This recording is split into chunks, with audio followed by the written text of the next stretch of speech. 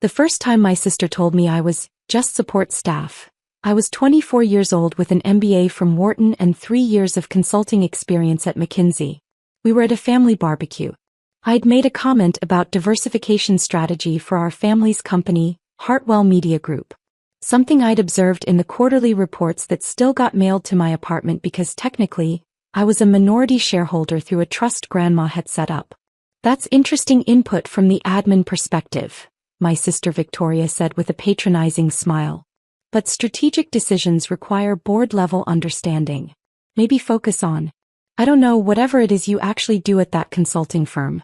Making copies. The entire family laughed. I was a senior associate at one of the most prestigious consulting firms in the world. I'd led restructuring projects for Fortune 500 companies. I'd presented recommendations to CEOs and CFOs who actually listened. But to my family I was Emma. The youngest. The one who didn't work at Hartwell Media. The outsider. Hartwell Media Group was my great-grandfather's legacy. Started in 1952 as a small radio station, grown over 3 generations into a regional media conglomerate worth approximately $340 million. We owned 6 television stations, 12 radio stations, 3 newspapers, and a growing digital media division. My father, Richard Hartwell, was CEO. My mother, Patricia, was CFO. My older brother, David, was Executive VP of Operations. My sister, Victoria, was VP of Digital Strategy. Me. I wasn't invited to work there. The company needs fresh outside perspectives, Dad had told me when I finished my MBA. You'll be more valuable to the family after you've built independent experience. Plus, we don't want people thinking we just hand out executive positions to family members. David had joined straight out of undergrad with a degree in communications and a 2.8 GPA. Victoria had been hired after getting her master's in marketing, despite having no actual work experience beyond a summer internship at Dad's golf buddy's firm. But I needed to build independent experience. I spent 6 years at McKinsey. Worked on media industry projects. Learned everything about operational efficiency, digital transformation, competitive strategy, market analysis. Made partner track. Earned $280,000 a year. And every time I went home for holidays, my family treated me like I was a secretary who'd wandered into the executive suite by mistake. How's your little consulting job? Mom would ask. Still doing that analyst thing? David would say. When are you going to get a real position at a real company? Victoria would smirk.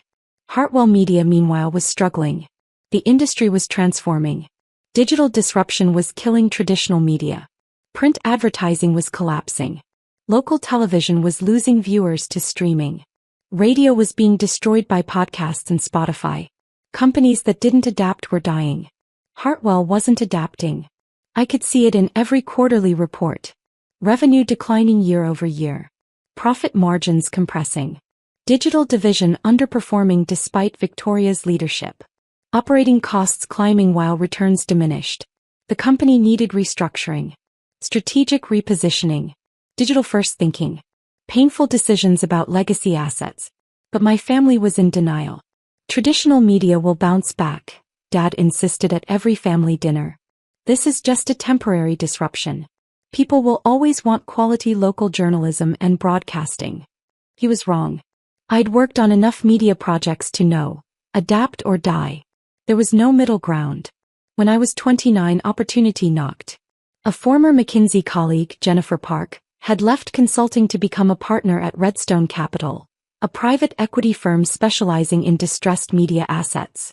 We'd stayed friends, got drinks occasionally, talked industry trends. Over wine one night she said something that changed everything. Your family's company is in trouble. I sighed. I know. They won't listen to me. No, Emma. I mean serious trouble. We've been analyzing Hartwell Media as a potential acquisition target. Your financial trajectory is unsustainable. Without major restructuring, you're looking at bankruptcy or forced sale within 3 to 5 years. My stomach dropped. That bad? The traditional revenue streams are collapsing faster than digital can compensate. Your cost structure is bloated. Leadership is making defensive decisions instead of transformative ones. And your debt load is becoming dangerous. What would Redstone do if you acquired it? Restructure aggressively. Cut unprofitable assets. Invest in digital. Replace management with operators who understand the new media landscape. Turn it around or sell the pieces. My family would never sell. Jennifer looked at me carefully. What if they didn't have a choice?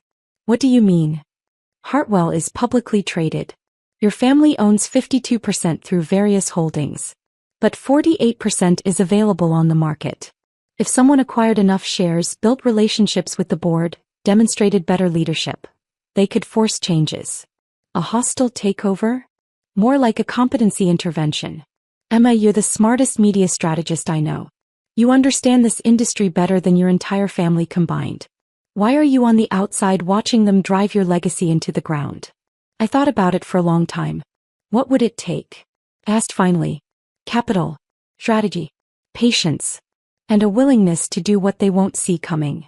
3 months later, I did something that would either save my family's company or destroy my relationship with them forever. I liquidated everything.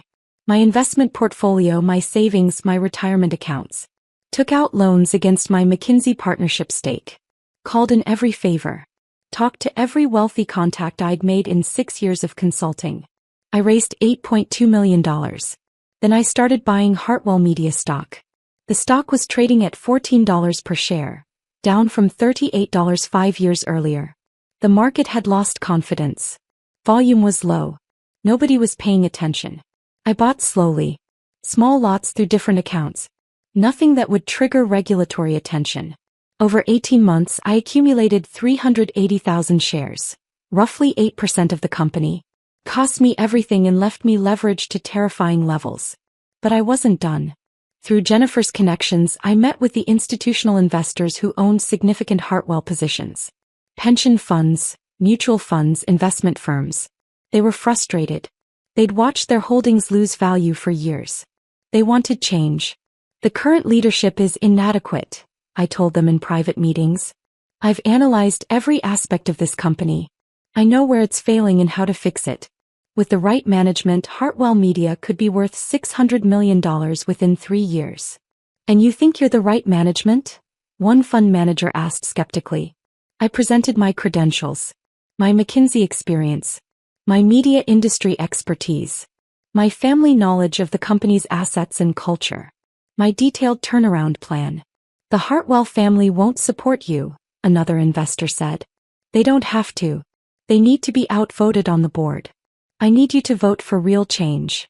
It took months of cultivation, presentations, relationship building, demonstrating competence. Slowly I built a coalition. Institutional investors controlling another 22% of shares agreed to support new leadership. My 8% plus their 22% gave me 30% support. The family had 52%. I was still outgunned. But I had one more card to play. Hartwell's board had 9 seats. 5 were family members, Dad, Mom, David, Victoria, and Uncle Robert. 4 were outside directors, independent businesspeople required by corporate governance. Those 4 outside directors had watched the company decline for years. They'd asked hard questions that the family deflected. They were frustrated. I approached them individually, quietly. The company needs professional management, I told them. The family is too emotionally attached to legacy assets and outdated strategies. I can fix this, but I need board support. Your family too, one director pointed out. I'm family who's been excluded from the business for 30 years. I have no emotional attachment to defending bad decisions. I care about results. What are you proposing? A board resolution to conduct a CEO search. Evaluate all candidates, internal and external, based purely on qualifications and vision. Let the best person win. The family will never vote for that. They don't have to. Under corporate bylaws, a simple board majority can initiate executive evaluation. 5 votes. The 4 of you plus 1 family member. You think a family member would vote against Richard? If the alternative is bankruptcy? Maybe. I targeted Uncle Robert. He was the most financially sophisticated family member, a semi-retired investment banker who joined the board 5 years ago. He was also the least emotionally invested in preserving Dad's ego. I sent him my analysis of Hartwell's financial situation. All the ugly numbers Dad and Mom were sugarcoating. The debt service eating into cash flow. The declining asset values. The existential threats. Then I sent him my turnaround plan. Actionable. Profitable. He called me 2 days later. Emma, this analysis is exceptional. Thank you, Uncle Robert. Your father isn't going to like this. The question isn't what Dad likes. It's what saves the company. Silence. Then, you're right. Let me think about it. 1 week later, the board voted 5-4 to initiate a CEO evaluation process. Uncle Robert had voted with the outside directors. Dad was furious. Called an emergency family meeting. Everyone except me. I heard about it from Victoria's Instagram story. A photo of the whole family at dinner with the caption, "Sometimes family has to stick together against outside interference." #Hartwell Strong. The CEO search was announced publicly. Applications were invited. An executive search firm was retained. I applied under my professional credentials. Emma Hartwell, McKinsey partner, media industry specialist, MBA from Wharton, extensive restructuring experience. So did several external candidates. High-profile media executives from around the country. David and Victoria both applied for the CEO role. Neither had anywhere near sufficient qualifications. The search committee, the 4 outside directors plus Uncle Robert, interviewed candidates for 6 weeks. I presented a 90-page turnaround plan. Detailed analysis of every business unit. Specific recommendations for each asset. Digital transformation strategy. Cost restructuring. Growth opportunities. Timeline and metrics. This is the most thorough strategic assessment we've seen, the committee chair said. You clearly understand this company intimately.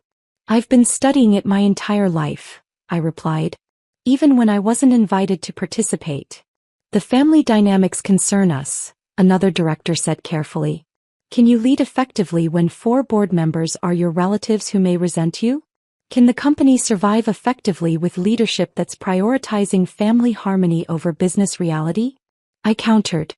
That's the question you should be asking. The committee deliberated for 2 weeks. Then I got the call. Emma, the board would like to offer you the position of Chief Executive Officer of Hartwell Media Group. I was 30 years old. And I'd just become CEO of the company that had never wanted me. I accepted. The announcement was scheduled for the quarterly board meeting. A formal session where the appointment would be voted on by the full board, a formality since the search committee's recommendation was binding, and then announced to shareholders and the media. Nobody told my family it was me. The meeting was set for Friday at 2 p.m. at Hartwell headquarters. That morning I was in my apartment in Chicago packing. I'd need to relocate back home to run the company. My phone rang. Victoria. Emma. Are you coming to the board meeting today? I was surprised she called. Why would I come to that? Well, you're a shareholder. Technically you can attend. We're announcing the new CEO. Thought you might want to see who the board picked since you're interested in the company or whatever. The condescension dripped through the phone. I'm actually pretty busy today, I said. Your loss. It's going to be a big announcement. The new CEO is supposedly some hotshot from out of state. David's been doing research.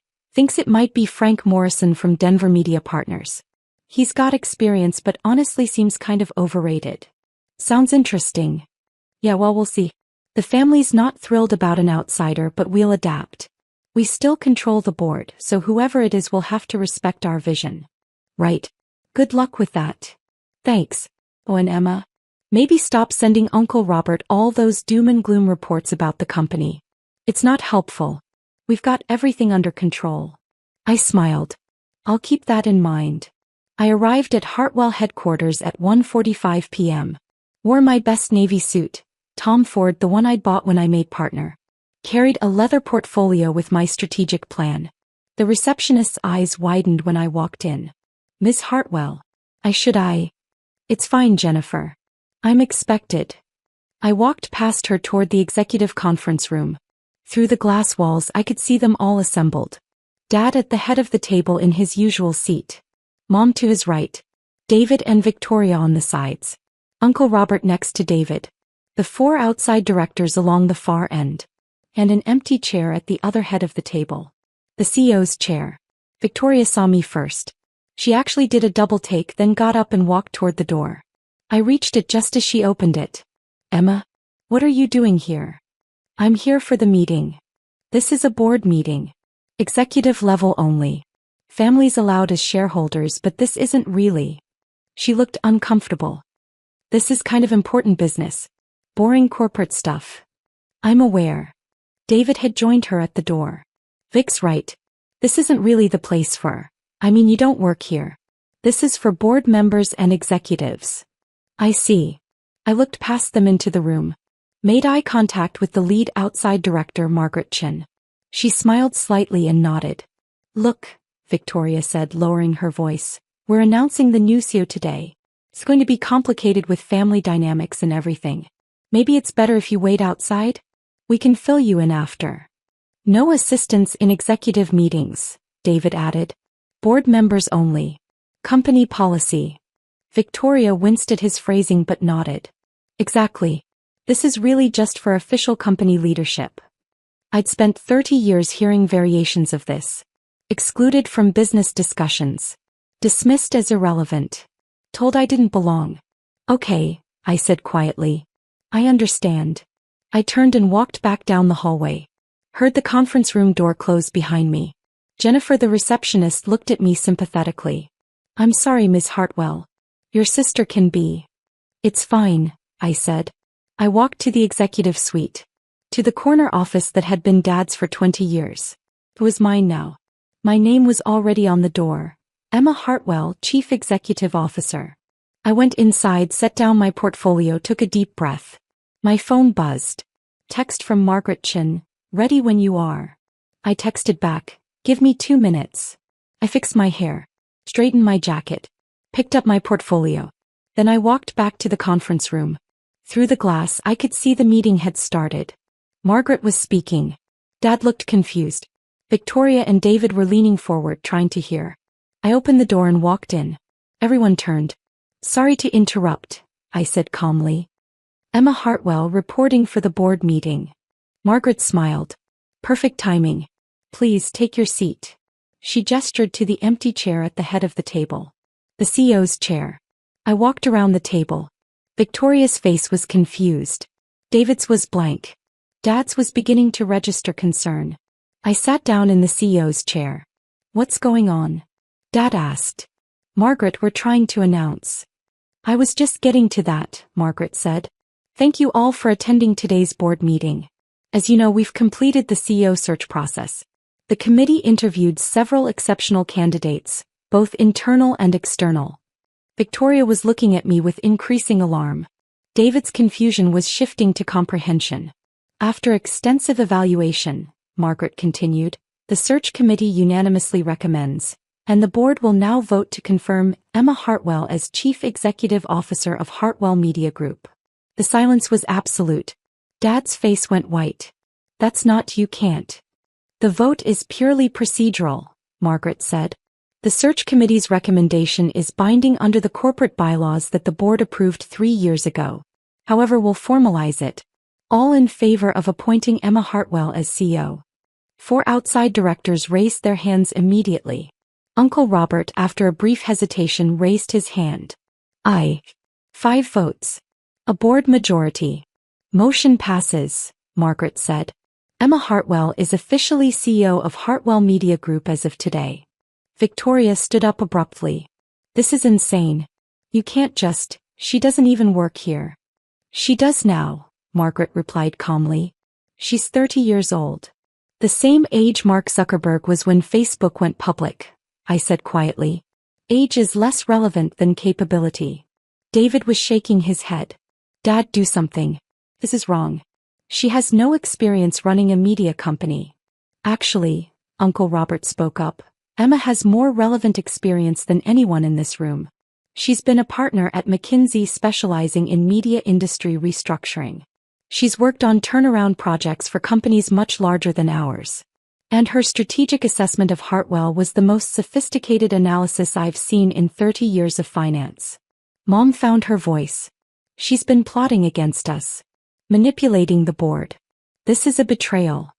No, I said firmly. This is a rescue. You've been driving the company toward bankruptcy. Someone had to stop it. We're not anywhere near bankruptcy, Dad said defensively. You're 3 years away, possibly less. I opened my portfolio and pulled out spreadsheets. Your debt service consumes 35% of operating cash flow. Your traditional revenue streams are declining at 12% annually. Your digital division loses money. You've been drawing down reserves to maintain distributions. At current trajectory, you'll violate debt covenants by Q3 next year.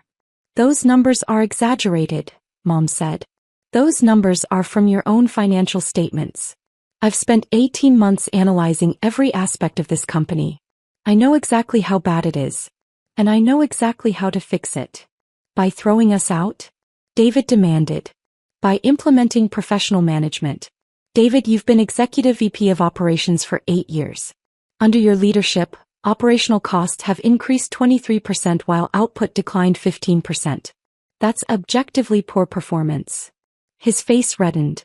You're criticizing work you know nothing about. I've restructured operations at 6 different media companies.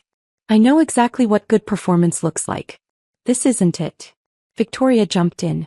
And I suppose you think my digital strategy has been a failure too? Your digital division has never been profitable. You've invested $40 million over 5 years with negative ROI. The strategy isn't working because it's based on replicating print models online instead of native digital thinking. You're so arrogant. I'm accurate. There's a difference. Dad stood up, his voice rising. This is my company. My legacy. You can't just walk in and...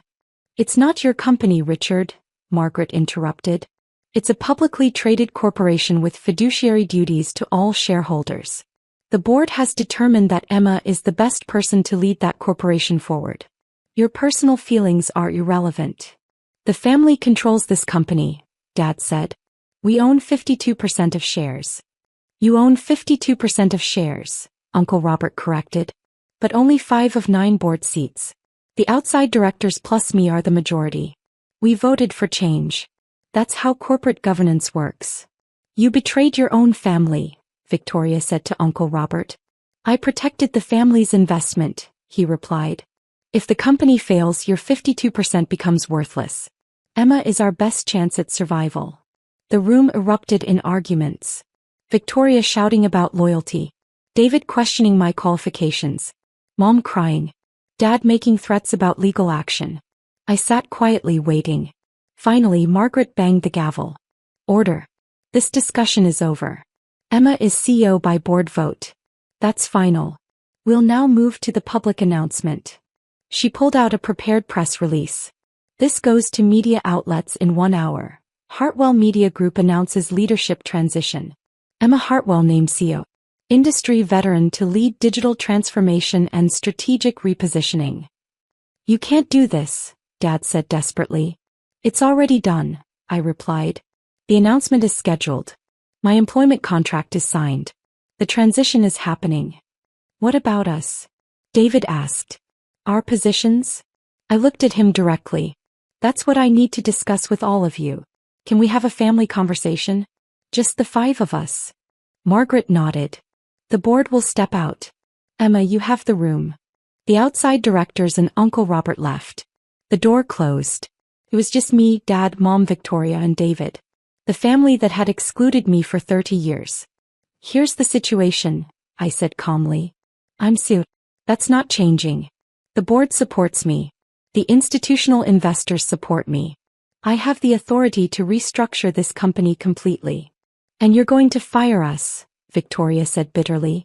That depends on you. I'm going to evaluate every position in this company based purely on performance and qualifications. If you can demonstrate value, there may be roles for you. If not, you'll be transitioned out with generous severance. You're threatening your own family, Mom said. I'm holding family to the same standards I'll hold everyone else. That's called fairness. Dad sat down heavily. He looked older suddenly. Defeated. Why didn't you just talk to us? Why go behind our backs?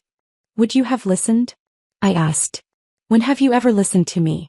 I've been trying to talk to you for 15 years. Every suggestion dismissed. Every observation ignored.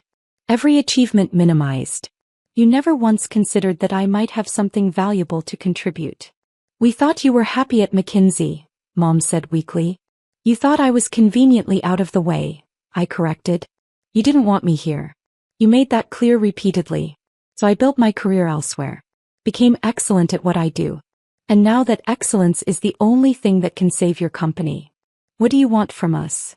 Dad asked quietly. I want you to let me do my job. I want you to accept that the company needs dramatic change. I want you to trust that I actually know what I'm doing, even though you've never believed it before.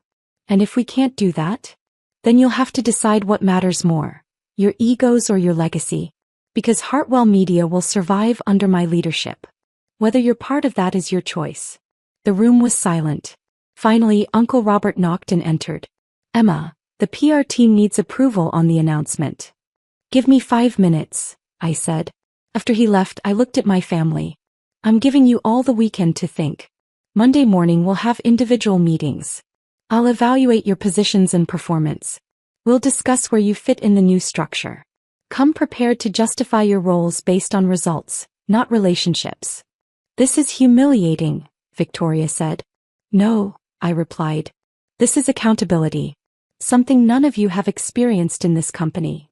I stood up. The announcement goes out in 45 minutes. After that, the media will want statements. I suggest you decide what you want to say. Whether you support the transition or publicly undermine it. Choose carefully. Institutional investors are watching. I walked to the door. Paused. Turned back. For what it's worth, I don't want to destroy our family. But I won't sacrifice the company to preserve dysfunction. If you can accept that, we can work together. If not, I shrugged. Then I'll do this without you. I left them sitting there. Went to my new office. Signed off on the press release. Made calls to key stakeholders. Prepared talking points for media interviews. At 4 p.m. the announcement went public. My phone exploded. Messages from former colleagues, industry contacts, journalists. LinkedIn notifications. Twitter mentions. Holy shit, Emma, you're CEO of your family's company? Congratulations. Youngest female CEO in regional media. Can we schedule an interview about your turnaround plans? And from my family, silence. Until that evening when I received an email from Dad. Emma, this is difficult for me to write. You've accomplished something I never thought possible. The board clearly has confidence in you.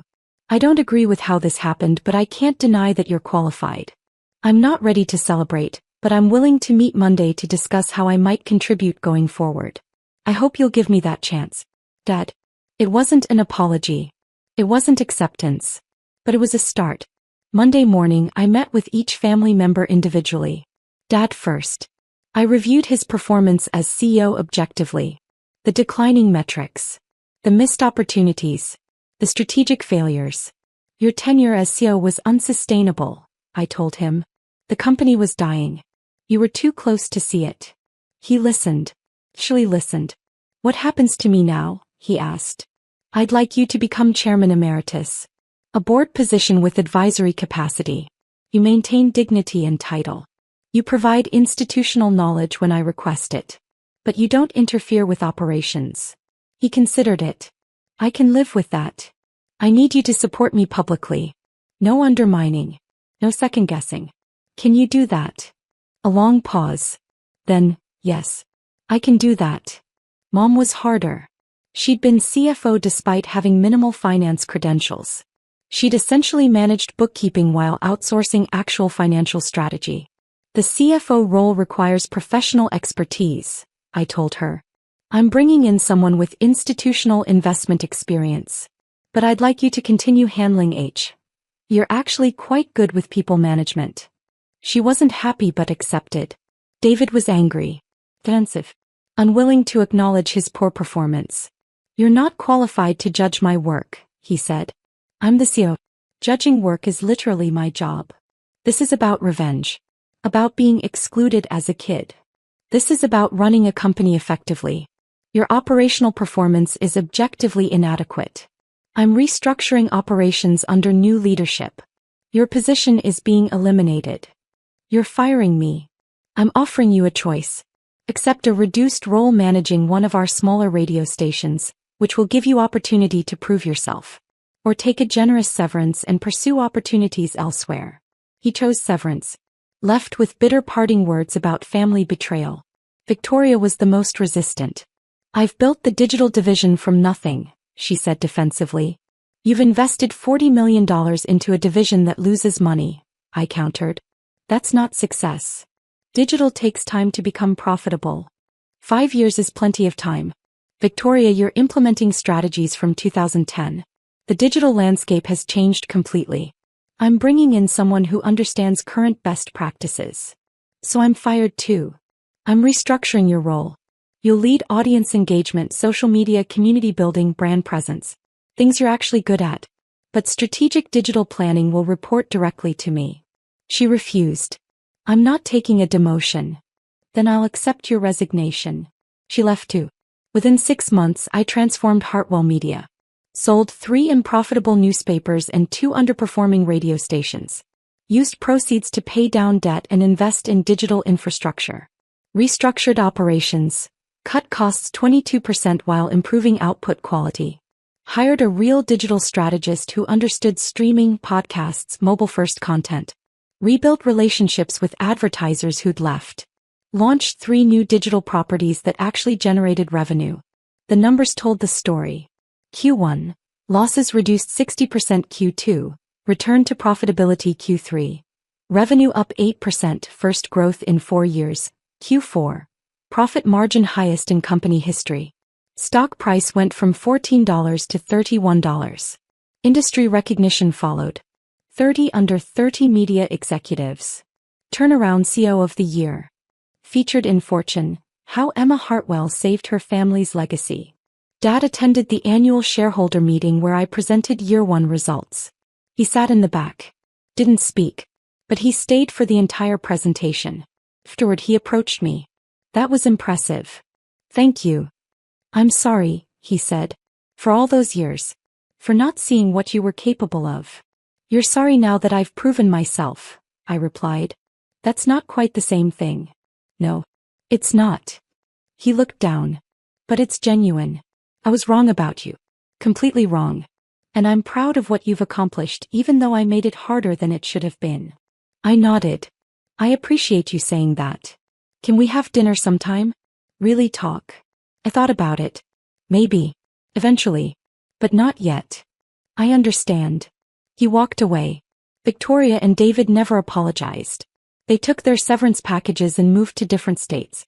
I hear about them occasionally through family channels. Both struggling to find positions that match the inflated titles they once held. Mom adapted. She's actually excellent at HR and employee relations. We have a cordial professional relationship. Uncle Robert became my closest advisor. "You did what I couldn't," he told me. "You had the courage to make the hard decisions." I'm 32 now. Hartwell Media is thriving. We're growing, innovating, competing. Last month I walked past the executive conference room where Victoria had once told me, "No assistants in executive meetings." I paused. Looked at the table where I'd been excluded so many times. Now it's where I lead board meetings as chairman and CEO.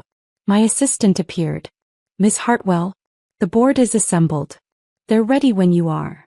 "Thank you, Michael. I'll be right there." I walked into the room. Took my seat at the head of the table. "Good morning," I said. "Let's talk about Q2 strategy." The board leaned forward attentively, waiting for my guidance. These people, some who'd doubted me, some who'd supported me, some who'd excluded me, now looked to me for leadership. Not because I was family. Because I'd earned it. 29 years of being dismissed. 6 years of building expertise they never acknowledged. 18 months of strategic planning they never saw coming. No. Now I run the company they said I'd never be qualified to join. Turns out, no assistants in executive meetings was just another thing they were wrong about. Because I'm not the assistant. I'm the CEO. And the company they almost destroyed is now more successful than it's been in 15 years.